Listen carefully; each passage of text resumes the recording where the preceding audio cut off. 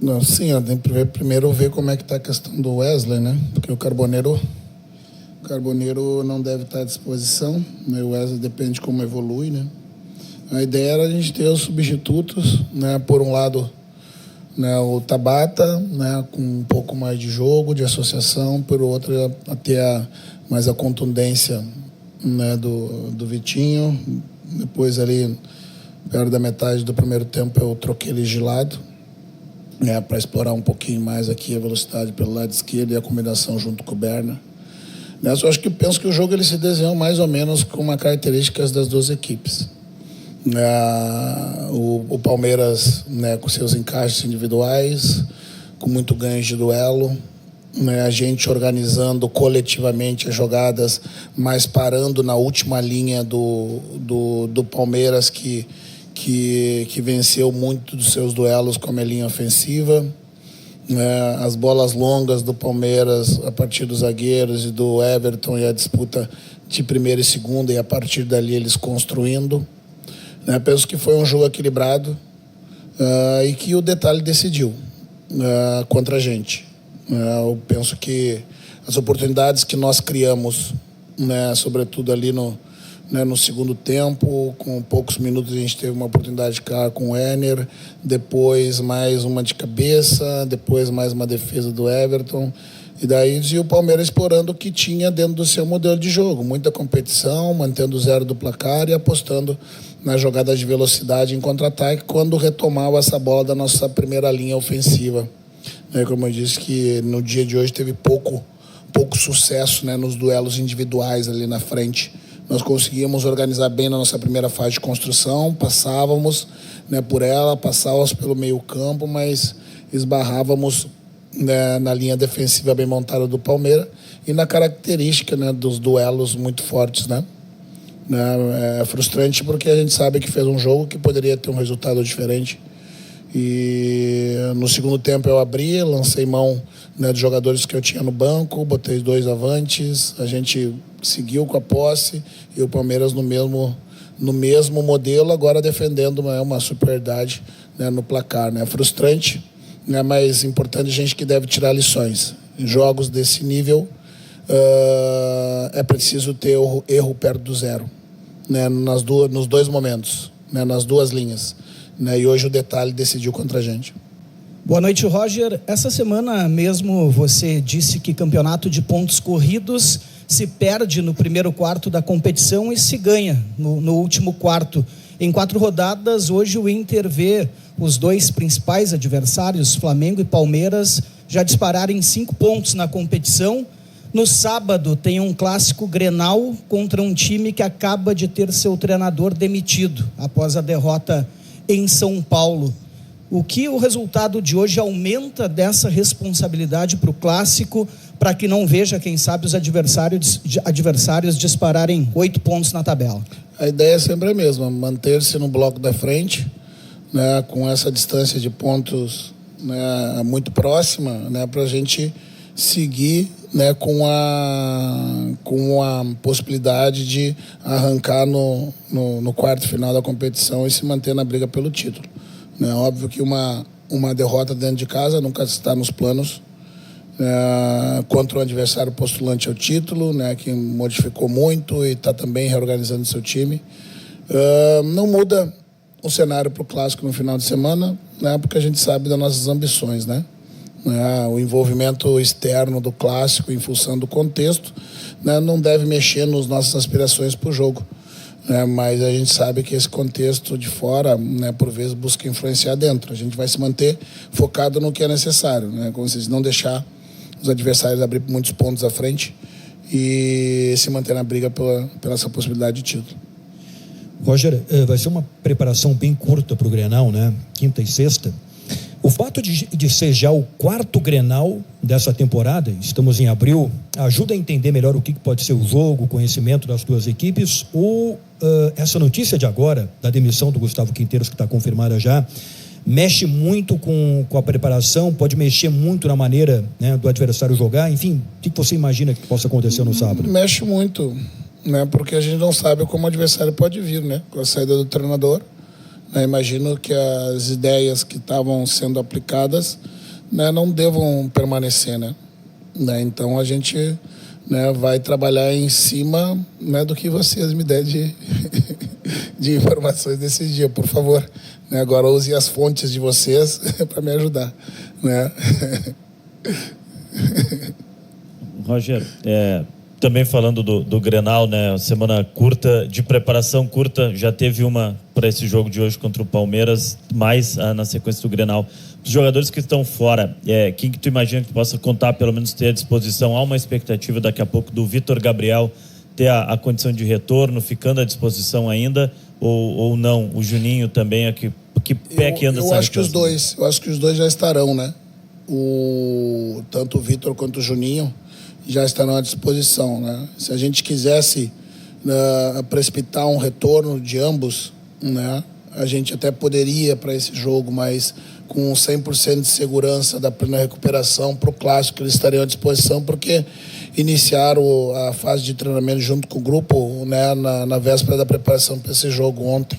E como, né, o treino deles, né, o condicionamento para o jogo, ele foi de uma certa forma feito no trabalho de retorno, só precisa treinabilidade com a bola. Já estarão.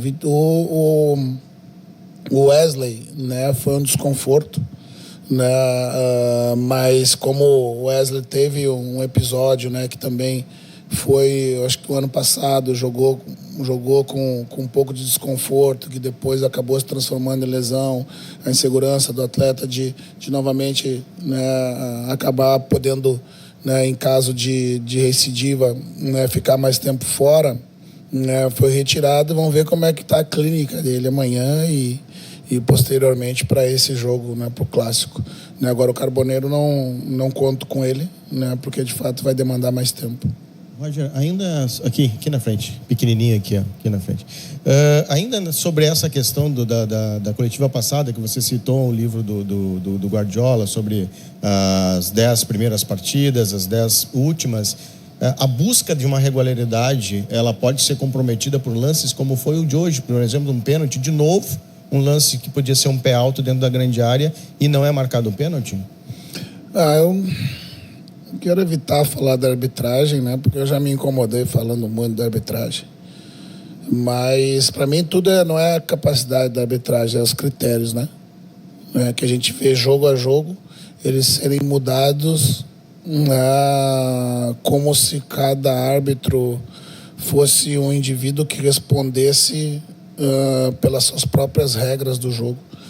Mas eu não vi o lance, né, na plenitude, não quero me apoiar nisso e eu sei que a direção toma conta disso, né, mas me parece que agora a comissão de arbitragem ela também comenta os lances, né, definindo o que é o critério ou não, né, publicamente.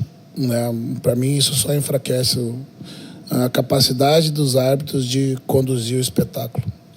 Eu quero voltar a esse assunto da arbitragem, manter esse assunto, Roger, até pelo seguinte, porque não te parece que no primeiro jogo do Inter no Campeonato Brasileiro contra o Cruzeiro, um lance legal, que teve a expulsão, que foi tudo bem, o presidente da CBF vai e manda punir o árbitro, um dos melhores árbitros do Brasil.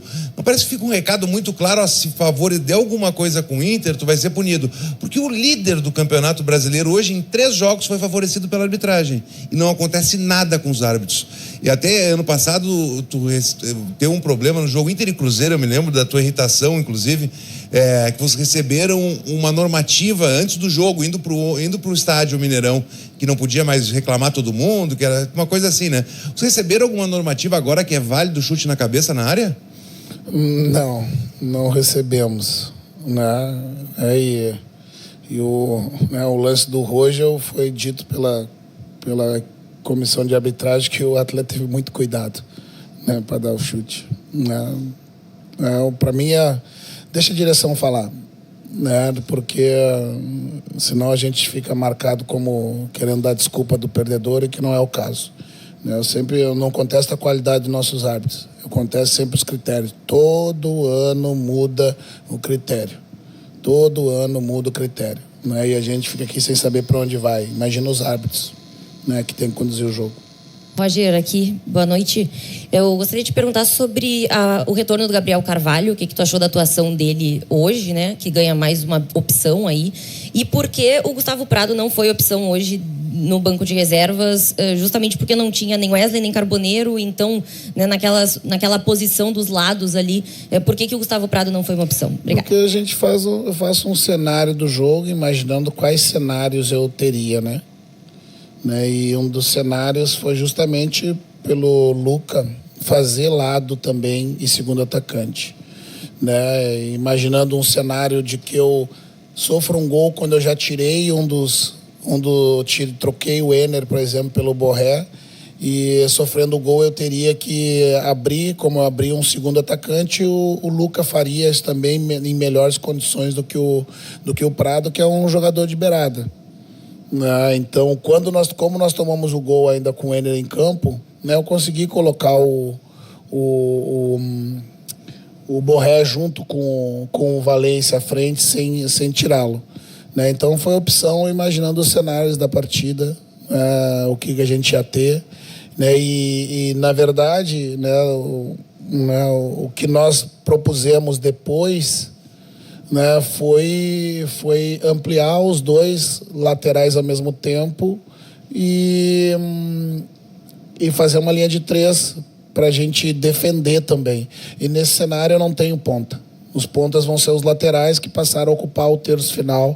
Né? Eu vou precisar de jogadores com presença de área, né, nos corredores centrais do campo e perto da área, para a gente ter bastante gente quando essa bola fosse cruzada, né? Então foi por opção, só isso. O Gabriel entrou bem, né?